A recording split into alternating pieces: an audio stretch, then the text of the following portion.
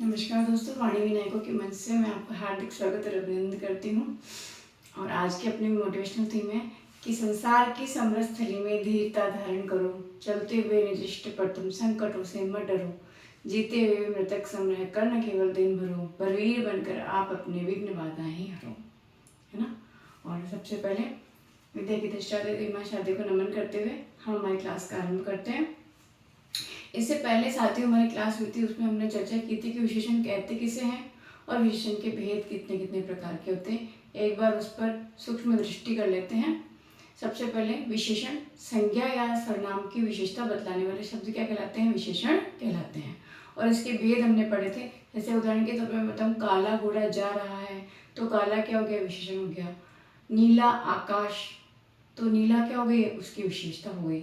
आप विशेषण को ऐसे भी याद कर सकते हैं, जैसे ऐसे कोई विशेष पुरुष है, विशेषण है ना, उसके क्या होते हैं? उसके भेदों को याद करने की ट्रिक है। जैसे गुण, एक विशेष पुरुष है तो उसमें क्या होंगे? गुण होंगे। गुण होंगे तो उसकी संख्या बढ़ेगी, उसको मानने वालों की संख्या बढ़ेगी तो उसका परिमाण भी बढ़ेगा। संख्या बढ़ेगी तो परिमाण भी बढ़ेगा। और फिर गुणवाचक, संख्यावाचक, परिमाणवाचक, संकेतवाचक, तो लोग उसकी ओर संकेत भी करेंगे कि देखो ये जा रहा है, विशेष व्यक्ति है ना। और वो क्या करेगा? एक व्यक्ति विशेष बन जाएगा, तो व्यक्तिवाचक विशेषण, है ना। इस तरह से आप इसके भेदों को याद कर सकते हैं। और हमने पढ़ लिया था कि गुणवाचक विशेषण जो संज्ञा या सर्वनाम की विशेष गुण, दशा, दिशा, आकार, स्वभाव का बोध कराए, वो गुणवाचक विशेषण है। जैसे गुण में रूप, रंग में जैसे काला घोड़ा, रूप रंग में जैसे मोटा आदमी, है ना। स्वभाव में जैसे अच्छा आदमी, बुरा आदमी, अमीर आदमी, गरीब आदमी, है ना। गुणवाचक के बाद संख्यावाचक, जैसा कि इसके नाम से स्पष्ट हो रहा है, संख्या मतलब निश्चित संख्या, है ना। जैसे एक लड़का, दो लड़कियां, है ना। तो ये निश्चित संख्यावाचक और अनिश्चित संख्यावाचक। जैसे निश्चित संख्यावाचक में है जैसे 1, 2, 3, है ना। और निश्चित संख्यावाचक में दोस्तों क्रम आएगा उसका कि पहला, दूसरा, तीसरा, गणना आएगी 1, 2, 3, है ना। आवृत्ति आएगी, है ना। और अनिश्चित में कोई भी निश्चित नहीं है। जैसे ऐसे भी आ सकता है अनिश्चित में, जैसे कहीं, कुछ, है ना, ऐसे शब्द आएंगे। और परिमाणवाचक जो पदार्थ की जो है नाप तोल का बोध कराए, वो परिमाणवाचक है। परिमाणवाचक में भी अनिश्चित परिमाणवाचक और निश्चित परिमाणवाचक। निश्चित परिमाणवाचक में जो निश्चित, जैसे दूध है तो निश्चित लीटर, 1 लीटर, 2 लीटर, 3 लीटर। अनिश्चित में जैसे थोड़ा दूध, बहुत, कम, ज्यादा, जरा, है ना। ये शब्द किसमें आ रहे हैं? अपरिमाणवाचक में आ रहे हैं। अगला है हमारा संकेतवाचक या सार्वनामिक विशेषण।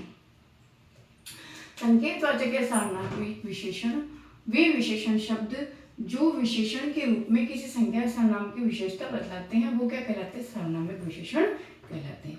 या इसको हम ऐसे भी पढ़ सकते हैं कि कोई संज्ञा जो है सर्वनाम से पहले प्रयुक्त होती है, वे शब्द जो किसी संज्ञा से पहले प्रयुक्त होते हैं और उसी संज्ञा से पहले प्रयुक्त होते हैं जिसके लिए उसका प्रयोग किया जा रहा है, तो वो क्या कहलाते हैं? सार्वनामिक विशेषण कहलाते हैं। जैसे हम उदाहरण से समझ लेते हैं कि संज्ञा से पहले प्रयुक्त होते हैं, है ना। जैसे ये यहाँ पे हमने ये देखा कि पुस्तक जो है वो किससे पहले प्रयुक्त हुई है? उस पुस्तक को पढ़ो, यह घड़ी राम की है। राम क्या है? यहाँ पे संज्ञा है, व्यक्तिवाचक संज्ञा है। और घड़ी क्या है? इससे पहले प्रयुक्त हो रहा है। तो कोई भी शब्द संज्ञा से पहले प्रयुक्त होते हैं और उसी संज्ञा के से पहले प्रयुक्त होते हैं। उसी संज्ञा मतलब ये घड़ी राम की है, श्याम, सीता और मोहन की तो नहीं है ना।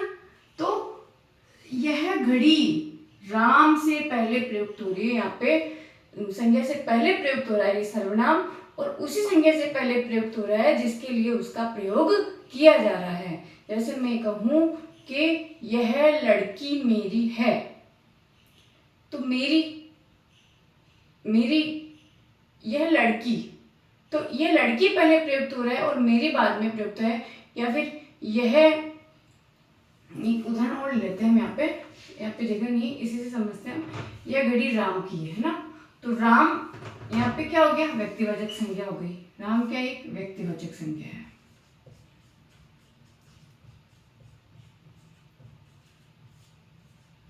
संज्ञा है और इससे पहले ये सर्वनाम प्रयुक्त हो रहा है और उसी संज्ञा से पहले प्रयुक्त हो रहा है जिसके लिए उसका प्रयोग किया जा रहा है ना। इसलिए यहाँ पर कौन सा विशेषण है, सार्वनामिक विशेषण है। इसको आप नोट कर लीजिए। उसके बाद हम पढ़ेंगे व्यक्तिवाचक।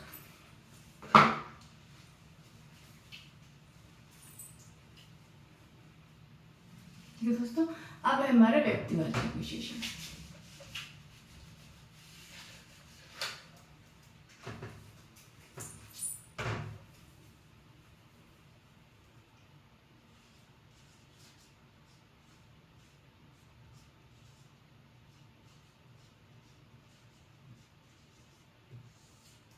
व्यक्तिवाचक विशेषण किसे कहते हैं, वे विशेषण जो संज्ञा या सर्वनाम से बनकर, जो व्यक्तिवाचक संज्ञाओं से बनकर बनते हैं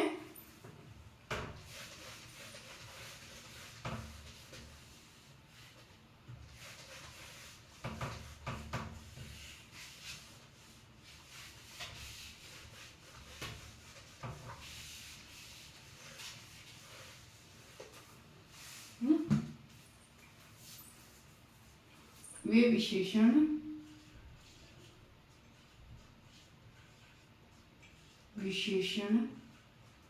जो व्यक्तिवाचक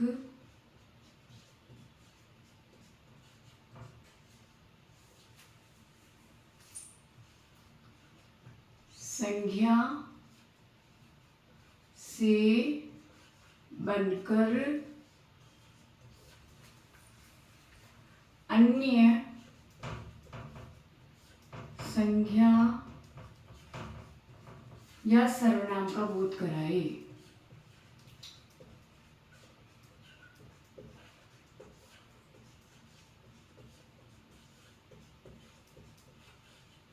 का बोध कराए। जैसे हम उदाहरण के लिए ले लेते हैं कश्मीरी सेब।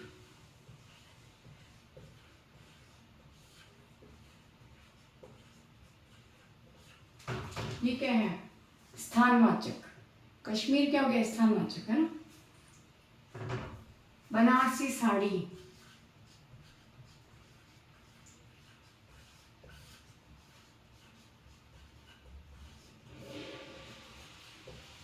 जयपुरी जूती, बीकानेरी भुजिया,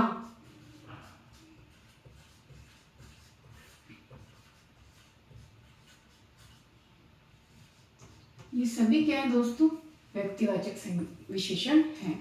यहाँ पे जैसे हमने लिया कश्मीरी सेब है ना, व्यक्तिवाचक संज्ञा है। बनारसी व्यक्तिवाचक संज्ञा है, जैसा कि यहाँ पे मैंने लिखा था व्यक्तिवाचक संज्ञाओं से बनकर अन्य संज्ञा या सर्वनाम की विशेषता बतला रहे हैं ना। ये बीकानेरी व्यक्तिवाचक, जयपुरी व्यक्तिवाचक है ना। तो ये सभी क्या है, व्यक्तिवाचक विशेषण हैं। ठीक है, इसको आप नोट कर लीजिए। इसके बाद हम विशेषण की अवस्थाओं का बोध करेंगे, क्योंकि विशेषण की अवस्थाओं से भी क्वेश्चन बहुत बार एग्जाम में आए हुए हैं। लिख लीजिए आप।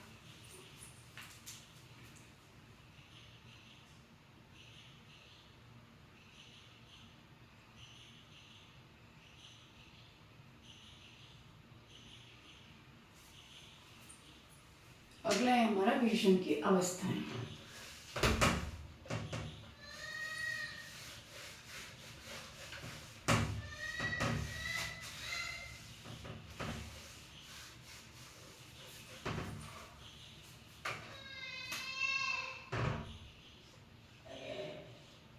विशेषण की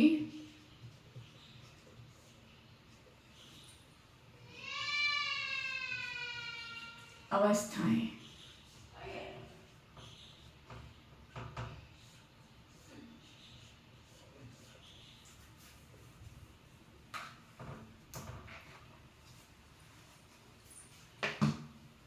सबसे पहले है मूलावस्था,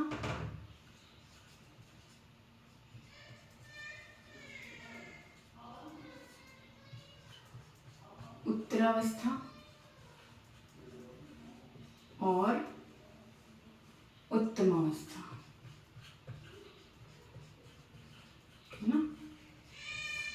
मूलावस्था, यहाँ पर संज्ञा सर्वनाम की मूल विशेषता का बोध हो, जैसे मैं कहूं कि श्रेष्ठ।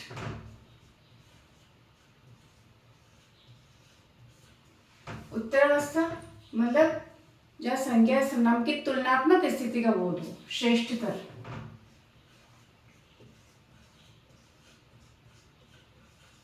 और उत्तमावस्था जहाँ संज्ञा सर्वनाम की तुलनात्मक स्थिति का बोध करके किसी एक को अच्छा या बुरा कहा जाए, वो क्या हो गया? उत्तमावस्था, श्रेष्ठतम, है ना। जैसे मैं कहूं कि राम श्रेष्ठ लड़का है, मूलावस्था। राम रहीम से श्रेष्ठतर है, तुलना हो गई। यहाँ पे मूल अवस्था होती है ना, यहाँ पे तुलना होती है, और यहाँ पे जो है सबसे अच्छा जहाँ बताया जाता है, मतलब वहाँ पर जो है उत्तम अवस्था का बोध होता है, जैसा कि इसके नाम से स्पष्ट है, उत्तम अवस्था।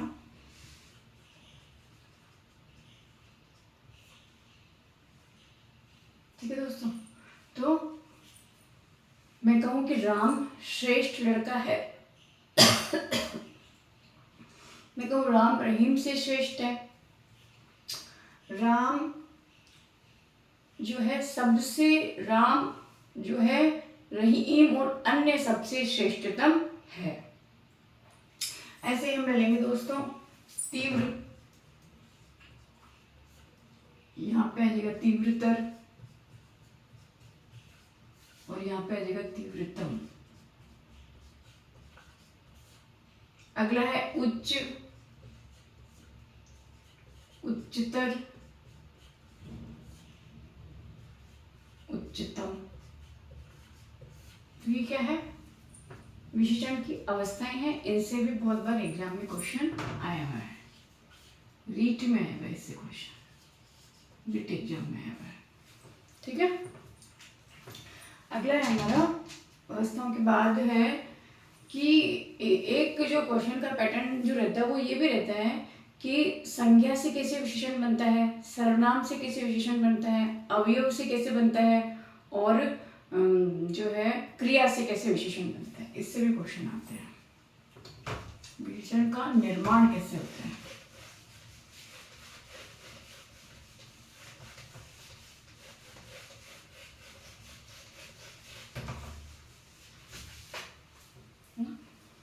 तो अगला है हमारा विशेषण का निर्माण।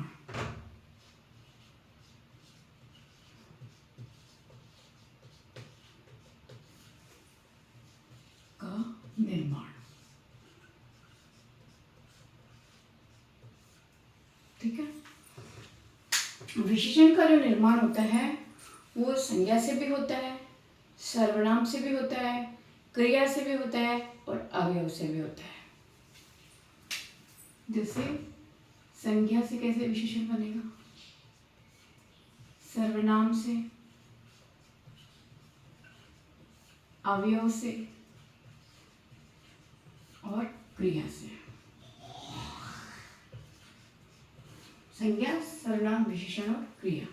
संज्ञा से जो विशेषण बनेगा वो कैसे बनेगा, जैसे मैंने ले लिया एक शब्द भारत, भारत से क्या बना, भारतीय। एक शब्द ले लिया मैंने देवता, ये क्वेश्चन आया है अभी फर्स्ट ग्रेड में आया ये क्वेश्चन, देवता से क्या बनेगा, देवी या देवत्व, है ना। प्यार से प्यारा, समाज से सामाजिक, है ना। सर्वनाम, सर्वनाम में बनेगा जो, जैसा। मैं से बनेगा मेरा, ठीक है। तुम से बनेगा तुम्हारा,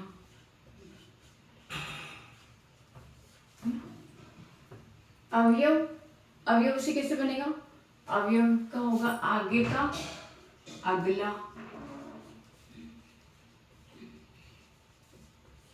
पीछे का पिछला, नीचे का निचला। क्रिया, क्रिया से बनेगा भागना, भागना से बनेगा भगोड़ा, लूटना से बनेगा लुटेरा। तो ये क्वेश्चन भी बहुत बार आए हुए हैं कि संज्ञा से, सर्वनाम से और अवयव और क्रिया से विशेषण का निर्माण कैसे होता है। धन्यवाद दोस्तों, आज की क्लास का अपना अंत यहीं पे होता है। बहुत बहुत धन्यवाद। अगर आपको मेरी क्लास अच्छी लगे तो मेरे चैनल को लाइक और सब्सक्राइब अवश्य करें। धन्यवाद।